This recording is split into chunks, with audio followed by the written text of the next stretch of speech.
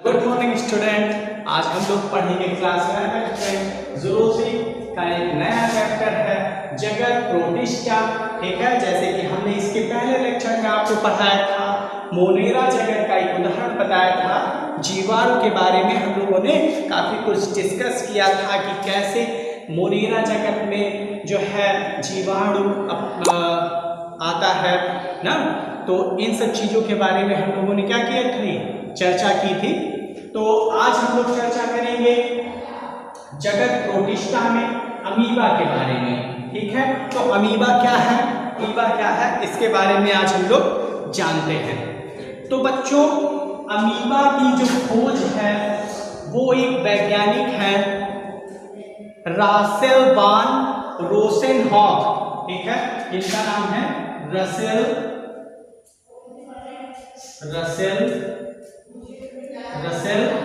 वान। ठीक है, रसेल वान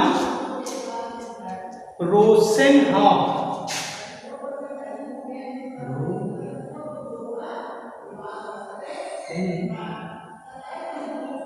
हाँ, ठीक है।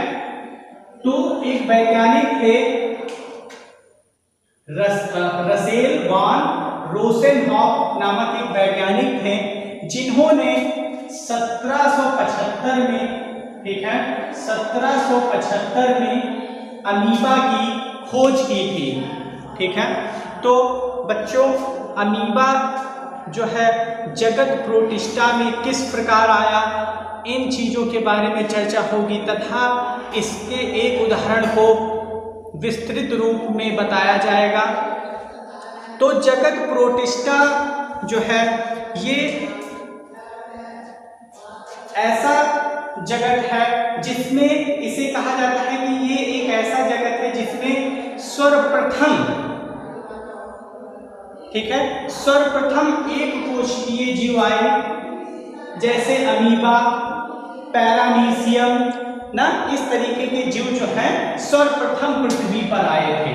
ठीक है, तो अमीबा जो था वो क्या है, ये सर्वप्रथम ऐसा जीव था जो सबसे पहले पृथ्वी पर आया। फिर हम लोग बात कर रहे थे कि अमीबा की जो खोज है, तो हमने बताया रसेल वान रोसेनहॉफ नामक एक वैज्ञानिक थे जिन्होंने 1775 में अमीबा की खोज की थी।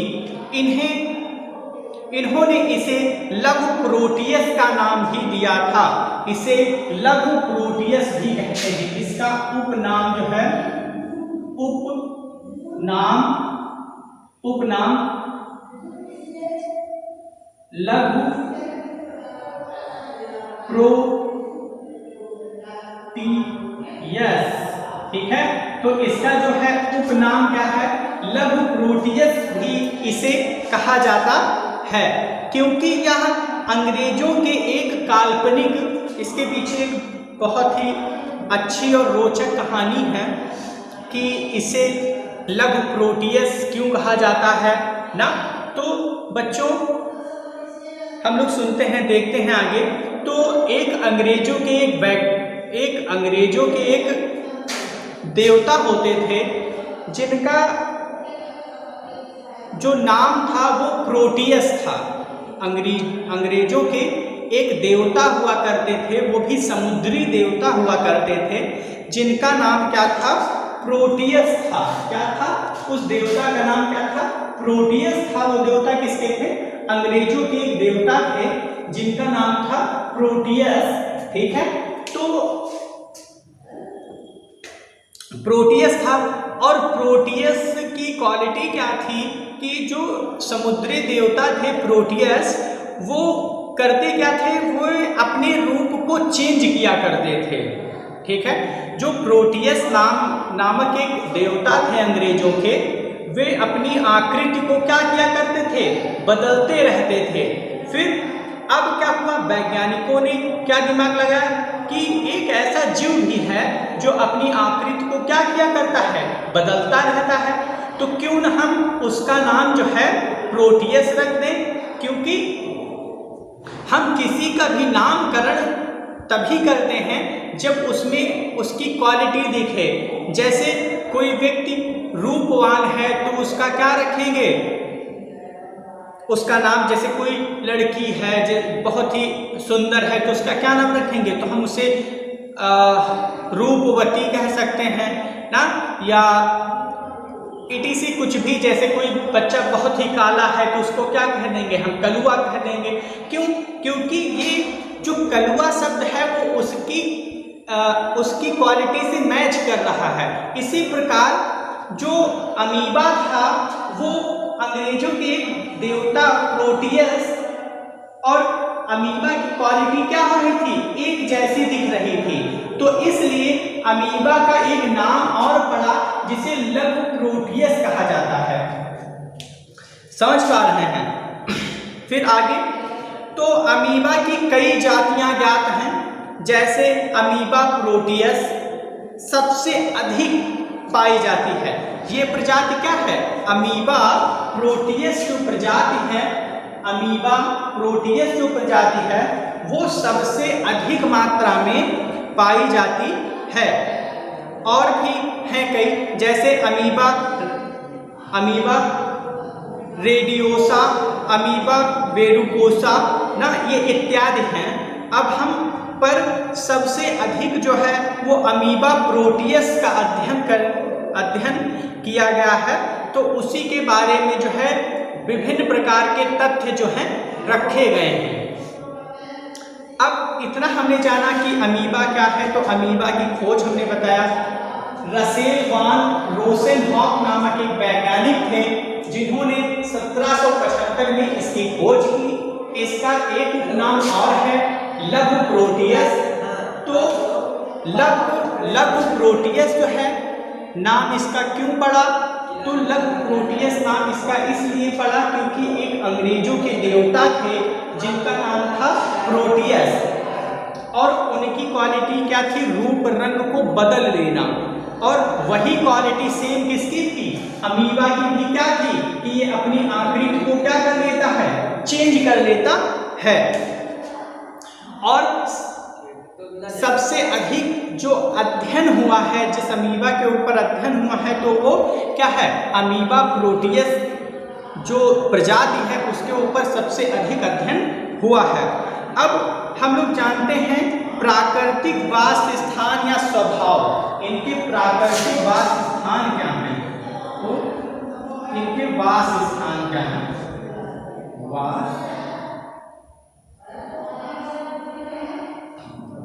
ठीक है, इनका वास स्थान क्या है। तो बच्चों, अमीबा की विभिन्न जातियां जो है समुद्र, अलवड़ीय जल या गीली मिट्टी में पाई जाती हैं। तो ये लोग जो अमीबा है वो कहाँ पाया जाता है, समुद्र में, ठीक है। तो अमीबा जो है उसका जो प्राकृतिक वास स्थान है वो क्या है, इनकी बहुत सारी प्रजातियां होती हैं, तो उनमें से जो मुख्यतः जो प्रजातियां हैं वो कहाँ पाई जाती हैं, समुद्र में पाई जाती हैं, अलवड़ीय जल तथा गीली मिट्टी में पाई जाती हैं। और एक बात ध्यान देना है कि अमीबा प्रोटियस जो है वो संसार भर में तालाबों, पोखरों, नालों, झील इत्यादि में पाया जाता है। ध्यान दीजिएगा, हमने बताया कि वास स्थान, तो हमने बताया अमीबा की बहुत सारी प्रजातियां हैं, उनमें से कुछ प्रजातियां क्या हैं जो समुद्र में, अलवड़ीय जल में, गीली मिट्टी में पाया जाता है। पर अमीबा प्रोटियस जो है, जो अमीबा प्रोटियस है वो कहाँ पाया जाता है, तो अमीबा प्रोटियस जो है वो तालाबों में, पोखरों में, नालों में, झीलों में इत्यादि में पाया जाता है। ये डिफरेंस आपको याद रखना है कि अमीबा जो है पाया कहा जाता है, तो हमने बताया कि अमीबा प्रोटियस जो है वो नालों, पोखरों, झीलों इत्यादि स्थानों पर पाया जाता है। ठीक बच्चों, अब आगे हम लोग अमीबा की आकृति एवं संरचना के बारे में बात करेंगे। तो इनकी संरचना क्या है,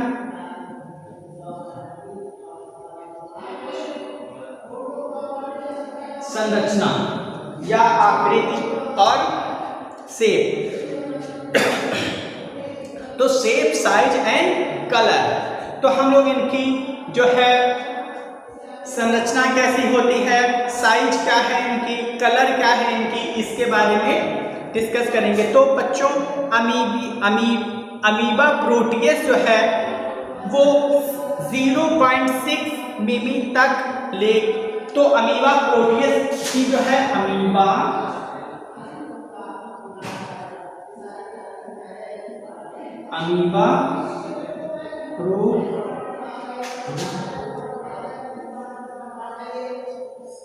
तो बच्चों अमीबा प्रोटियस की जो लंबाई है वो कितनी है, 0.6 मी है, ठीक है। लेकिन इनकी कुछ अन्य जातियां हैं जो 0.2 से 0.5 मिमी तक व्यास के होते हैं। पर अमीबा प्रोटियस जो है 0.6 मिमी का होता है, पर इनकी कुछ और जातियां हैं जो 0.2 से 0.2 से 0.5 मिमी तक होती है, ठीक बच्चों। आगे अब इनको भाई देखने के लिए किस चीज का इस्तेमाल किया जाता है, तो अमीबा को देखने के लिए सूक्ष्मदर्शी का उपयोग किया जाता है। तो सूक्ष्मदर्शी में जीवित अमीबा कैसा दिखता है, तो सूक्ष्मदर्शी पर देखने पर जो अमीबा का रंग है वो कैसा दिखाई पड़ता है, रंगहीन एवं चमकीले होते हैं, जेली लाइक इनका जो है स्ट्रक्चर और शरीर दिखाई पड़ता है। अच्छा, ठीक है। फिर आगे देखते हैं हम लोग।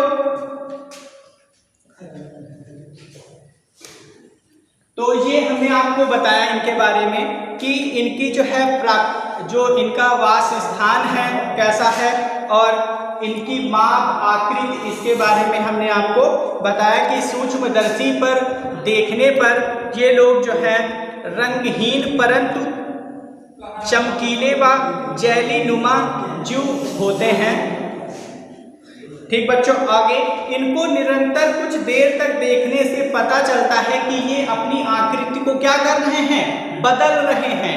ये बहुरूपिया किस्म के होते हैं, अर्थात गिरगिट के समान। जैसे गिरगिट क्या करता है, अपने रूप को क्या करता है, बदलता रहता है अपनी परिस्थिति के अनुसार, अपने बचाव के अनुसार गिरगिट क्या करता है, अपने रंग रूप को बदलता रहता है। वैसे ही अमीबा भी क्या है, ये अपनी आकृति को क्या करता है, बदलता रहता है समयानुसार। समझ पा रहे हैं? Okay, thank you class. बस आज के लिए इतना ही।